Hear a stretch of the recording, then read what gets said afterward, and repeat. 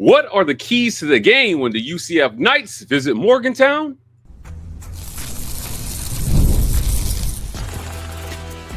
You are Locked On UCF, your daily podcast on the UCF Knights, part of the Locked On Podcast Network, your team every day.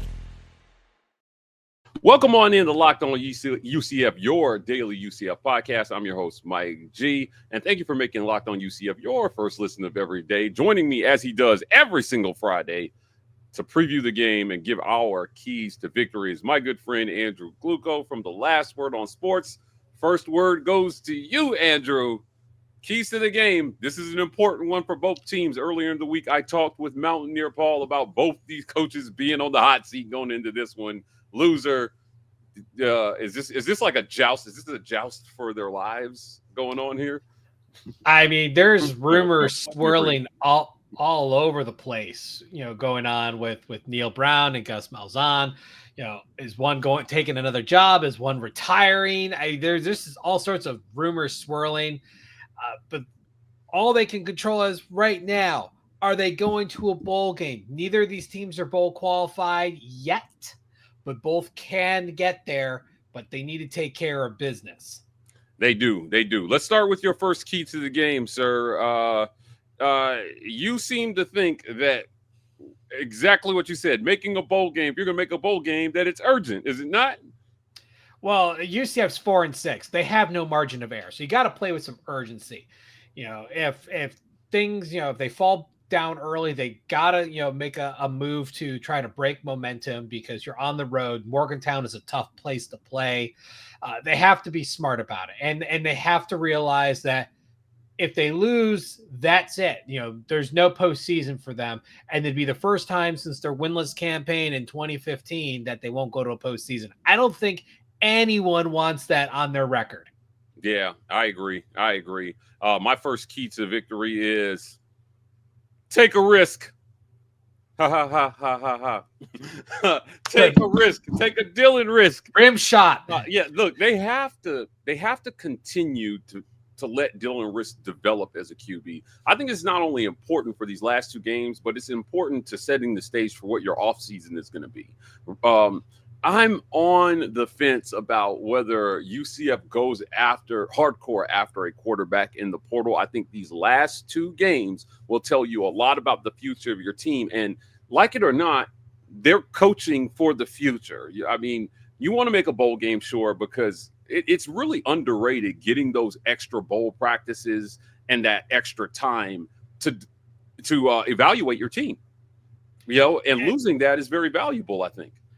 Well, those bowl practices are so valuable and coaches will tell you that's the best part of a bowl game is getting those extra practices because you get to build for the future in those cases.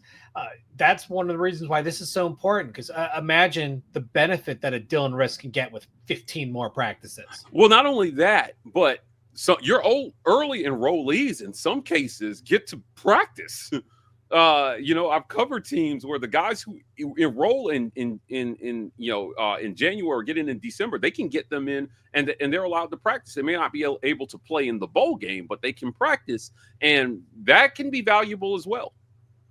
Even if they don't practice, just having them standing on the sidelines watching and just starting to absorb things. And that's why a lot of players have started this, graduate high school early, start college early. You're part of the December class that comes up. That's just in a couple weeks is the big December signing day. It used to be a holiday signing day in February. Now it's a forgettable day and everything's in December. But with the highlight now moving away from high school and going towards transfer portal, even the December day, it's like, whatever. Yeah, I agree. Look, they've really watered down the February signing day. As a matter of fact, the early signing day has rendered it almost completely inept. Kids are committing earlier in the process. And again, if you don't make a bowl game, if you don't finish strong, if you don't figure out what you have in Dylan Rizk, I think it adds another level of anxiety to your offseason. Now, look, the run game is important for both these teams in different ways, but your second key to victory is stopping the run. Yeah, you got to take the run game away. West Virginia is a run-first team. They're not going to beat you over the top for the most part. They're not bad, but Garrett Green's just not had a great passing season. 11 touchdowns, nine interceptions. He is turnover prone. So you want them to try to win in the air and get rid of that three-man ground game. You got Donaldson, White, the running backs, both very talented. And then Green's got 600 yards on the ground himself. He's only played in 8 games. So he runs the ball a lot. So you got to take the run game out. Yeah, I agree. Look, earlier in the week, you and I and myself and Mountaineer Paul talked about Garrett Green as a runner. 600-yard runner so far this season with 2 games left. And he projects to finish somewhere between 700 and 900 yards on the ground, which is very good for a quarterback in any conference. But if you take that facet of the game away from him, I don't think that West Virginia has much on offense. Now, Jaheim White is an okay running back, but like he's not got eye-popping numbers either. So take away the run, and where did they go for points? Yeah, it gets barren pretty quick. And this, if you look at the point differential for West Virginia, they have 396 points for, 400 points against. This is not a team that blows anybody out. They're 5-5. They're about even in points for and against. I mean, expect this game to be pretty close, which is what gets into my third point. So your third point here is use common sense. Explain. Use freaking common sense. I mean, against Arizona State, we saw a major lapse in this. Bad special teams coverage, blown block leads to a blocked punt and a touchdown. And then the most egregious of them all, in my opinion, was the kick return that was dropped in the end zone. And then after standing there looking like a deer in headlights for a few seconds, runs it out to the half-yard line. Use common sense. This is elementary football knowledge. As a player, anyone should know this. As far as if you're being put out there to be a kick returner, you know what you're supposed to do and not do. If you're on punt, your punt safe block, if you're part of that shield, you got to be aware of everyone that's coming in, because if they get past you, there's nobody left. And then the special teams coach needs to, wise up, because good things never happen when you put 2 guys in the shield. You need a third guy. Make sure that protection is there. So use common sense. Don't make these stupid, baseline elementary level mental errors that will cost you points. That cost UCF the Arizona State game. It wasn't the offense. It wasn't the defense. It was the special team blunders, and they weren't, it wasn't like a missed kick, which is part of the game. These are just really stupid mistakes. Yeah, I agree. I can't agree more. I call these unforced errors. So don't beat yourself. When you say use common sense, I say don't beat yourself. Now, my last 2 keys to the game are oldies but goodies. Number 1, feed RJ Harvey. You've got to lean on him in this one. If you're not giving the rock to RJ Harvey, what are you doing? There's no indication that they won't do this, but I think behind Ashton Genty over these last 2 games, RJ Harvey should finish as the nation's second leading rusher. He's been outstanding. We talked last week about whether he's a first-round back or not. I think he's got that sort of talent. I think he's very underrated. You got to use him in this one. And then special teams, Andrew. You have no special teams blunders, but maybe if you can get special teams to contribute here, a kick return for a touchdown, a blocked punt, anything on special teams, or maybe even a recovered muff punt. But you've got to take advantage of special teams, and for God's sake, make your field goals in this one. Yeah, I the hope is that you don't have to send Grant Riddick to kick in a 57-yarder. I mean, if that's the case, you didn't do a good enough job on offense moving that ball downfield. I mean, you can't put your kicker in that position. That the offense got to do better on that. They definitely do. But hey, look, we're going to talk about which players are going to break out right after a word from our sponsors. This episode of Locked On UCF is brought to you by our friends at Prize Picks. Look, guys, when you sign up for Prize Picks, you can now win up to 100x your money on Prize Picks with as little as 4 correct picks, Andrew. Just 4. Just pick 4 things correctly, and you can 100x your money. Sign up today to get $50 instantly when you play $5. You don't even need to win to receive the $50 bonus. It's guaranteed. PrizePicks also offers weekly promotions that can lead to big payouts like Taco Tuesdays. Do you like tacos? I like tacos. I have a love affair with tacos. I have no shame in admitting that. Neither do I, but it's happening every Tuesday. Look, if you think Justin Jefferson is going to get more than 83.5 yards next week, or Lamar Jackson is going to pass for more than 1.5 TDs, look, man, you talk to your friends. You can win real money this football season when you and your crew run your game on Prize Picks. Look, download the app today and use code LOCKEDONCollege to get $50 off instantly when you play your first $5 lineup. Again, download the app today and use code LOCKEDONCollege to get $50 off instantly when you play your first lineup. That's prizepicks.com.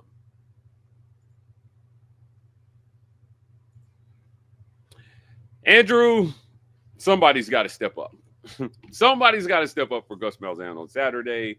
There's a number of stars on UCF side that have a chance to make a difference in this game. Give me a player, man. Give me a name of a player that needs to break out for UCF to win in Morgantown. Well, my guy is Jacoby Jones. This is a talented wide receiver, transfer from Ohio after last year. Injuries derailed a season. 2022 was actually a really good year for Jones, over 700 yards receiving. He's finally breaking out into his own, found the confidence, had 2 100-yard games, against Brigham Young and then against Arizona. And against Arizona State, he was 7 catches for 55 yards. He was a yard off Kobe Hudson for team lead, but 6 of his 7 receptions were on 3rd or 4th down, and all of them converted to first downs.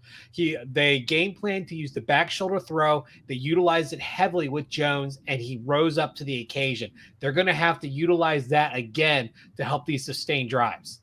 I agree. I like this pick. Because Dylan Rizk needs help, and he needs these guys to catch the ball for him. Look, I mean, we all know that the run game is going to be important in this one. But if you don't have balance, and we say this week after week, if you're going to be one-dimensional, you shorten the field for the defense and you make yourself easier to guard. If Jacoby Jones is out there making big plays, keeping the defense honest, catching those big plays so those safeties can't creep up, those linebackers can't creep up. If he can get behind the defense and make a catch or two, this changes, I think, the math for UCF in this one, and it puts West Virginia on their heels. Oh, I agree. And there's kind of a runner-up guy for this too. Miles Montgomery, second running back for this team. Last week or 2 weeks ago when UCF played Arizona State, first half, RJ Harvey could not do anything, could not get the game, could not get moving. Well, who did get the ball moving? Miles Montgomery had a pair of 13-yard runs that was enough to force the defense to kind of think things over. Oh, I guess we can't fully abandon the run when RJ Harvey's not on the field, which allowed the passing game to be the focal point of the first half offense. It's why UCF did not fall back further than they were. It was obviously the issues that we talked about earlier. The second half, the roles change. RJ Harvey broke free. Dylan Rizk's passing game took us a back seat, but Miles Montgomery stepped in at the time when he was needed to be a spark and just to hold things over while they kind of figured out how to get RJ Harvey open and break free, and it worked.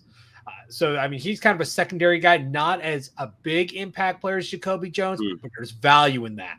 Yeah, I like that pick as well. He's no slouch. He's averaging 6.1 yards per carry so far this season. So definitely a guy I think that has a chance to make a big impact in this game. When the total yardage numbers are not going to look gaudy because obviously RJ Harvey is getting the lion's share of those carries. But when you look at what he's done in yards per carry, every coach we talk to in the post game, Andrew, they say, look, we're looking at efficiency. Like, what are they doing with the carries that they get? That's how we judge the effectiveness of our run game. I think that's how you judge the effectiveness of some of these running backs who maybe have a smaller sample size like Miles Montgomery. So I like that one. Mine is simple. And I'm going receiver too, but I'm going with your leading receiver, and that's Kobe Hudson.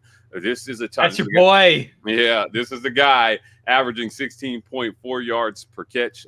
He's only got 3 TDs on the season, but he needs to step up. And the combination of him and Jacoby Jones, I think, has to show up for this passing game and for Dylan Rizk in this one. So Kobe Hudson, Jacoby Jones, and get it done this weekend.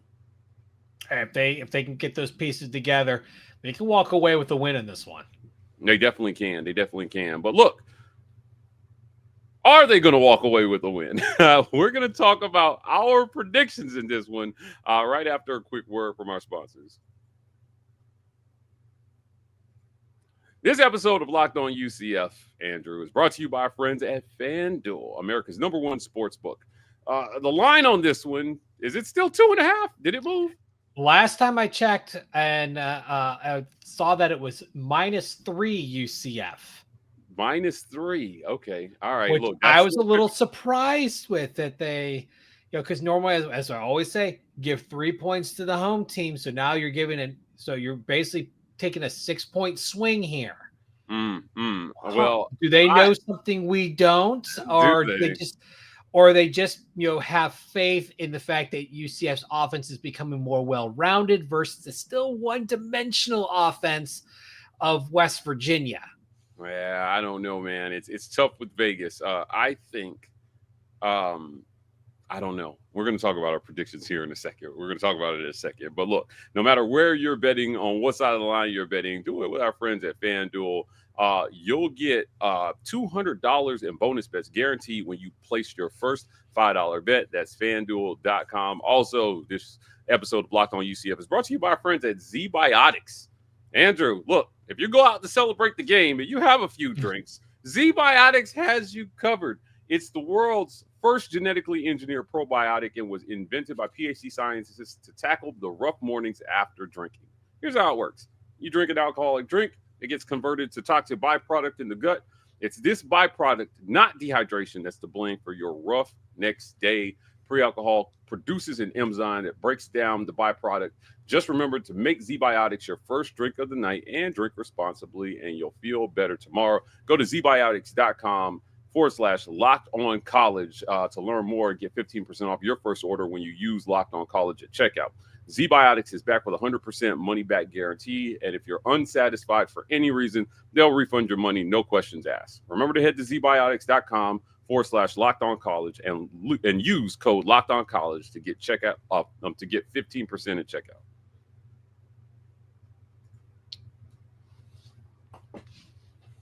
Keys to the game. We talked about it. Breakout players. We talked about it. Now we have to predict this one. Who wins and why, my friend? I have UCF 31-27 in this one, just covering the spread.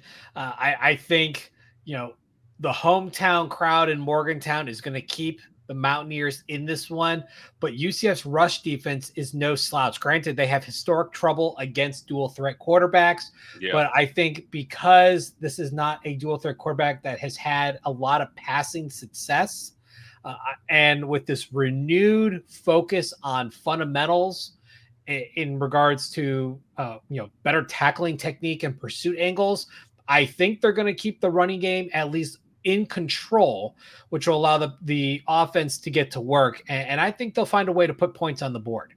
I agree. Look, man, I'm going UCF 31, West Virginia 21. You're a little more bullish on it than I am. I am. I think that I asked Mount Paul this yesterday. Which coach needs this one more? Who's more desperate in this one? I think it's Gus. because I think that Neil Brown is accepting his fate at this point to some extent. And Gus wants to stay. Not only that, Neil Brown has one more shot. If they lose, they have a game at Texas Tech in Lubbock, which of course is no easy place to play, but you still have an opportunity to make that bowl game. It's weird. 15 out of the 16 Big 12 teams are still in the hunt for a bowl game. This is unbelievable. Now there will be eliminations. It's going to be, it's already set between one of these teams, Utah or UCF, won't be in a bowl game, at least one. Neither, they can't have both. So, there's going to possibly, if Utah wins this weekend, which that's not going to be easy, there could be a potential winner take all showdown on Black Friday, which would be a very intriguing matchup. If you're a UCF fan, you want Utah to lose that game so they lose all motivation to play the game next week. Yeah, look, I'm picking UCF. You're picking UCF. We have not always done that since the inception of this channel. But I think that UCF pulls this one out, and I hope that they get it, because the future of this program, I think, hinges a lot on what happens on Saturday.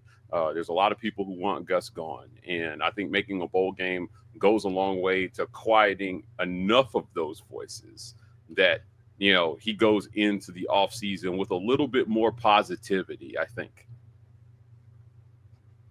Well, I want to add one more bullet point to this, because this is something that just came out within the last day, is the fact that UCF is really the first Power 4 school to come out and flat out say, we are dissolving our NIL collective and taking it in-house as a result of once they get final green light from the House case settlement.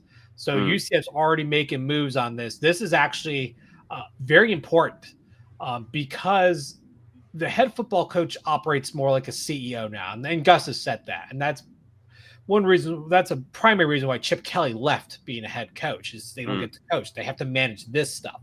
Bringing it in-house, one, there's no oversight. There's no oversight as it currently is. I mean, those NIL collectives are private organizations. They can tell schools whatever. They don't have to report to anybody. So now there's oversight. They're going to be building this. I guess you can almost call it a salary cap that they're developing, which is going to be in the $20 to $22 million range. As schools can do as much of it as they want. They don't have to do any if they choose not to, but this is where the Power 4 schools are going to start differentiating themselves from the Group of 5 or group of whatever you want to call the Pac-12 this year. Next year there'll be something actually tangible. But this is a major step. The fact that UCF is one of the first schools to come forward and say, we're changing this up, we're doing this. S.J. Tui, the director of the Kingdom, has left. He's going to be an associate athletic director, I believe, at Oral Roberts or another smaller basketball school. And it may be also with this in mind, because he knows how to run the NIL program. Maybe they're going to be bringing it in-house themselves, and they need someone to run it. UCF's going to have to do the same thing on their side. But crazy how the world is changing really, really fast right now. It is. NIL is such an important aspect of running a program. I think you'll see a lot of teams go in-house and follow UCF's lead if that change or when that change goes into effect.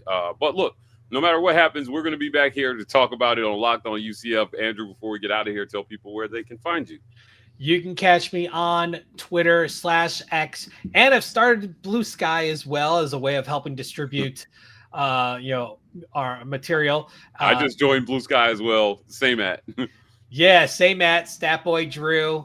Still figuring it out. Yeah, I just got to remember to say I'm going to post one. Oh, I need to post the other. You can catch my work on Last Word on college football, which is part of the Last Word on Sports family.